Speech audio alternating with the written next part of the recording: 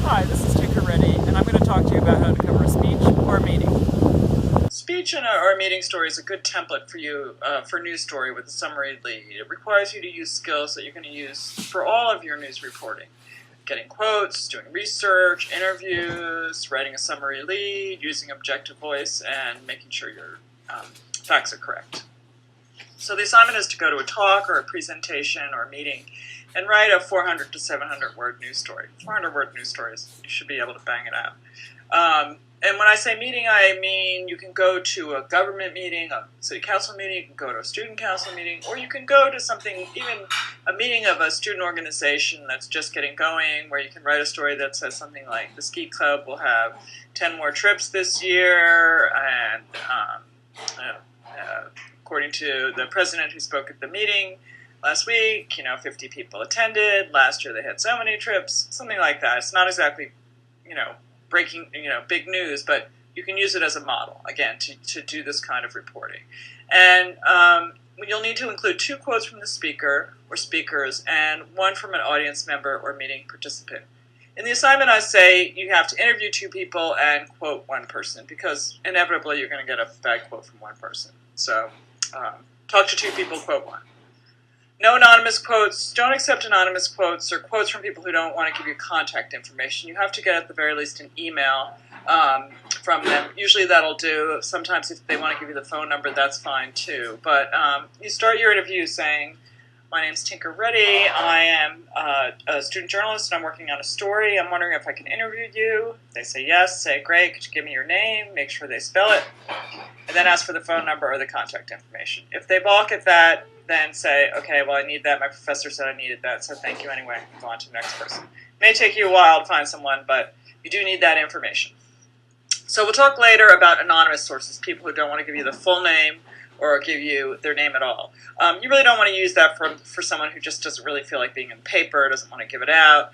You use it for someone who, say, is a whistleblower talking about their job, something that's going on with their job where they'd be fired if they were known to be talking, or somebody who's familiar with something but isn't allowed to speak on it. This is how people in Washington work a lot. You really have to have a good reason for doing it. And we'll talk about that later as the semester goes on.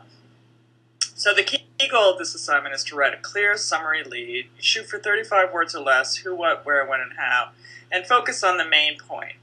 For a meeting, the most important discussion or action. For, say, a government meeting, you want to, if the panel makes any decisions, the planning board last night decided to approve X, that's where you want your lead to be.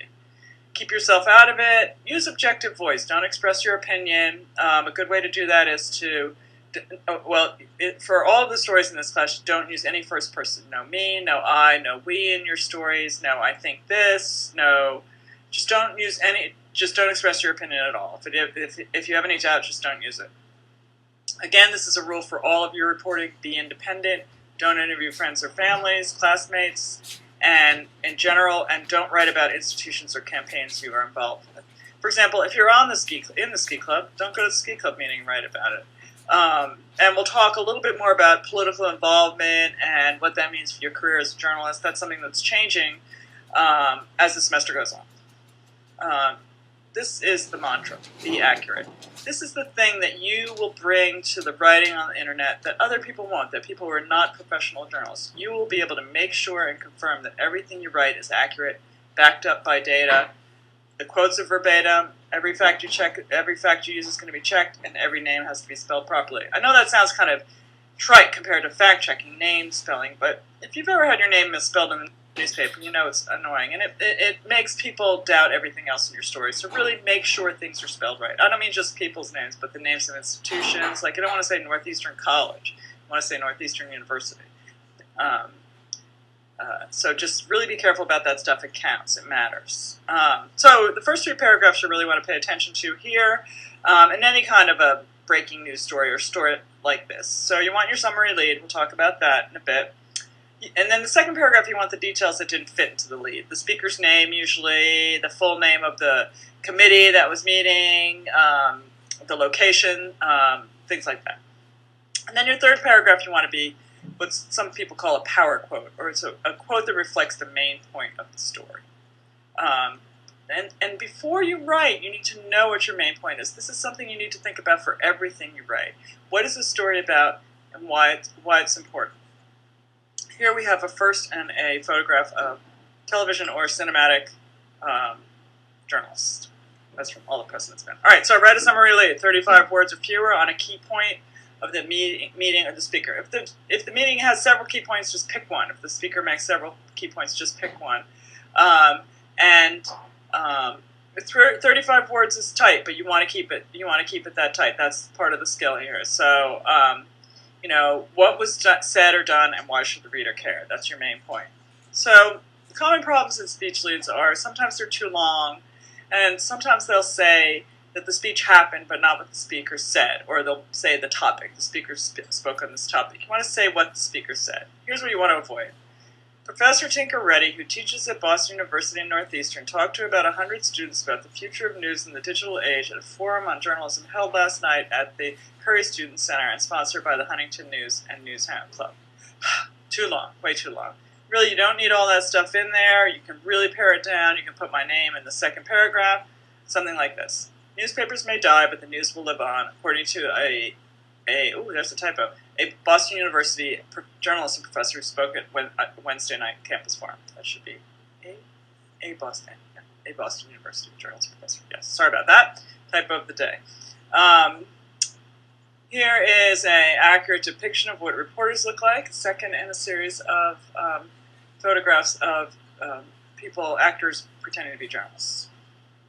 Names in the lead. So I mentioned this earlier. Don't use a name in the lead unless the person's well known. Do include the time and the place, though. You have to always have a time element in your story. Global warming is a reality that's well supported by scientific research, said a top environmental activist who spoke at Northeastern University on Monday. You don't want to say, said some obscure name of the person. You just want to have that. And then you can get her name in the second paragraph. You just want to use what gave that speaker authority. And in the second paragraph, you have Carrie Jones, the head of Greenpeace International, spoke at a forum on climate change at the Curry Student Center. That's in the second paragraph, and then you're going to have your quote. This is just a little bit I added about how to quote, and I prefer 1 to 3 sentence quotes. And you want to think about language and not information. Greenpeace is an environmental activist group. Instead say, Greenpeace activists are passionate and willing to break the law to fight climate change, he said. You want to set up your quotes. You can use that paraphrase to set up the quote, and you want to try and avoid back-to-back quotes. In journalism, we generally use short paragraphs. That's good to know, 3 to 4 sentences, and every quote has to start a new paragraph. And when I talk about background information, you want that one paragraph that's going to be in there that's going to tell people why I'm talking about the journalism situation.